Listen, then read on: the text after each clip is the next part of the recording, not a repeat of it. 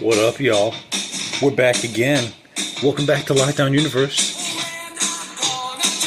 home of the bizarre, the cure, and unheard of stories of UFO legend and lore.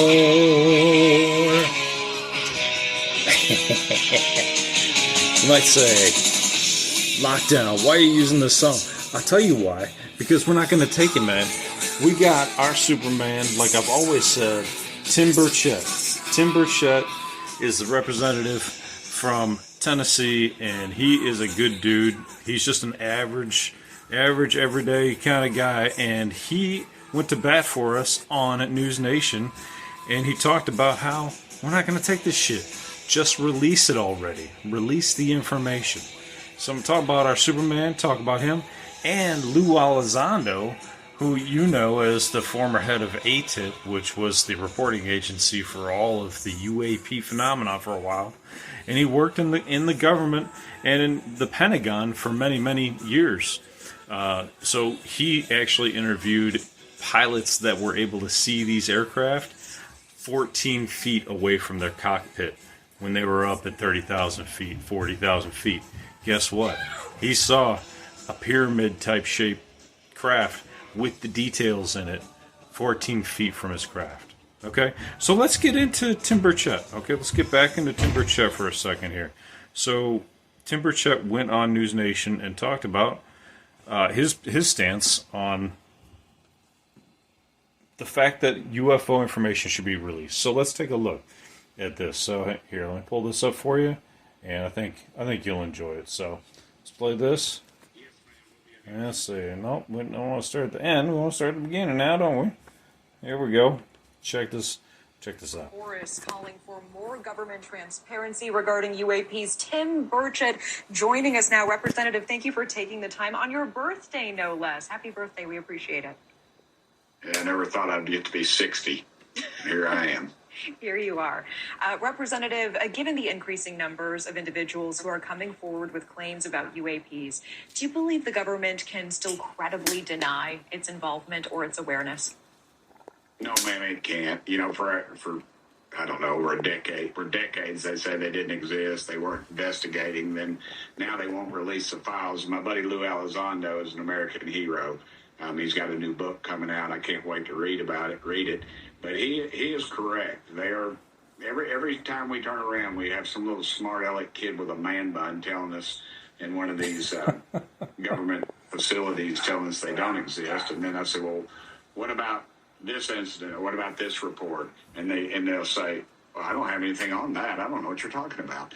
You know, it's just, it goes on and on and on. What's going to happen, ma'am? We're going to have a president with the guts to say, let's release all of them. You know, let's turn them loose. The American public can handle it. This has been a cover-up for whatever reason. I don't know where they're coming from. I don't know where. But, man, when I talked to the best pilots in the world, one of them told me, he said, Tim, this thing was 14 feet from my canopy. I could not misidentify it. He didn't say 15 feet. He didn't say 20. He said 14. And, you know, it just goes on and on. I talked to former admirals, people in the intelligence agency. It's not just, you know, some redneck from Tennessee who says, you know, something's going on. I've never seen anything that I couldn't identify. But, you know, I've talked to a lot of qualified people who are. And those videos you're seeing right now are taken by our military personnel that the government said did not exist, and they cannot explain those. I hear that. And I know your message tonight, turn them loose. You know, as a Republican, how do you reconcile the need for national security with the public's right to know about potential encounters with any non-human technology? Well, it goes deeper than that. As an American, ma'am, I think that the American public has a right to know. It's not national security. They use it to cover up this thing with national security. Granted, if some of our secret apparatus is filming this at some certain location we're not supposed to be at, I understand that. But there's just too much. And if we have credible people telling us that they have recovered craft, recovered bodies, and dadgummit, we ought to be able to see that information and just quit with the cover up. It just makes no sense whatsoever. It's an arrogance. It's about power. It's about money. It's about all those things that drives both political parties. And let's be honest, they're both crooked. Both parties are crooked. Ours just happens to be a little less crooked than theirs is. Very quickly, Representative, can we expect any new congressional hearings with new whistleblowers on the horizon? Yes, ma'am. We'll be announcing something. I will not be chairing it, but I'm probably, they wouldn't allow me to do it. But there's going to be some others that are, and I'd be very satisfied with them. We'll have I believe one of our female members of Congress will be chairing that committee, and we're going to get to the bottom of a lot of things. We're going to call some people in, and they're going to point some fingers, and they're going to name some names. So we'll be watching. I say, let's get it on. All right, Representative Tim Burchett, always appreciate your time. Thank you. See, what I like about this interview is that he calls out a couple things. Okay, number one, he calls out the fact that there's plenty of video out there that we need to get our hands on. That's number one. We got to get our hands on it. The video that he's talking about is the same video Lou Elizondo went on to Joe Rogan's podcast about and talked about, is that there's pilots out there that have video or have taken video of these craft in high resolution, 4K, 8K, super resolution, that you can see the specific detail on the craft. The reason they released those 3 videos, the gimbal to go fast and whatever, is that they don't have any detail. Basically, they're just showing a little dot on a screen, and one of them it can maneuver a little bit and show you that it's maneuvering its ship in, a full tilt manner that no other ship could do. Now, here's a weird thing, right? Is that if this they're letting this slow disclosure come out. They're letting Lou say certain things. Lou cannot say other certain things. He went on Joe's podcast and said that. He specifically said, I can say certain things, but if I cross the line, I'm in trouble. They're going to throw him in jail. Very interestingly enough, these guys, not only they're worried about going to jail, but these big companies are worried about themselves going to jail because they violated all kinds of antitrust laws. They've violated, freedom of exchange of information about their company to the public, to their stakeholders. They violated a lot of rules. So there's a lot of groups and people in the military and out that are worried about this information coming out for waterboard.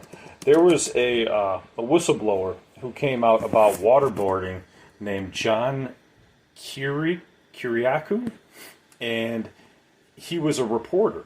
And he also, I believe, I'm going to read up on, he was an analyst and a case officer for the CIA. He came out on a podcast, I think it was a podcast, let me pull it up, 2012. He became the only CIA officer that was convicted for exposing the CIA's enhanced interrogation program, which was basically torture, having passed classified information to a reporter. He pleaded guilty and was sentenced to 30 months in prison. See, this is the issue that a lot of people that are in the military and in the government are worried about. They're worried about having to be the scapegoat for a lot of these other individuals. They don't want to be the people that are going to jail. They want to be the people that can come out, protect their families, protect their pensions, not go to jail, not get busted for murder, espionage, defrauding the American population or the American taxpayer. Just a lot of stuff. There's a lot of stuff they could go to jail for.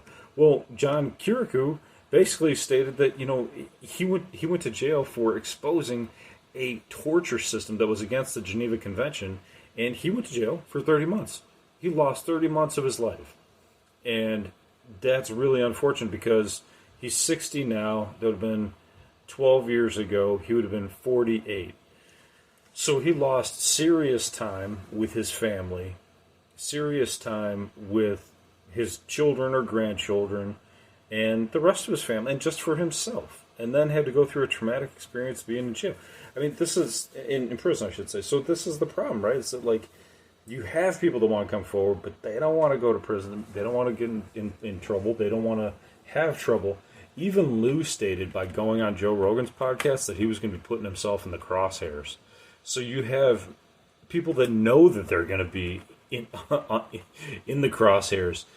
Even David Grush, underneath Joe Rogan's podcast, stated that he twice was threatened by the government. He didn't know which part of the government, but some part of the government was threatened. He said that there were 2 instances specifically where they showed that David Grush could be quote unquote touched at any time, meaning he could be taken out at any time, him and his wife.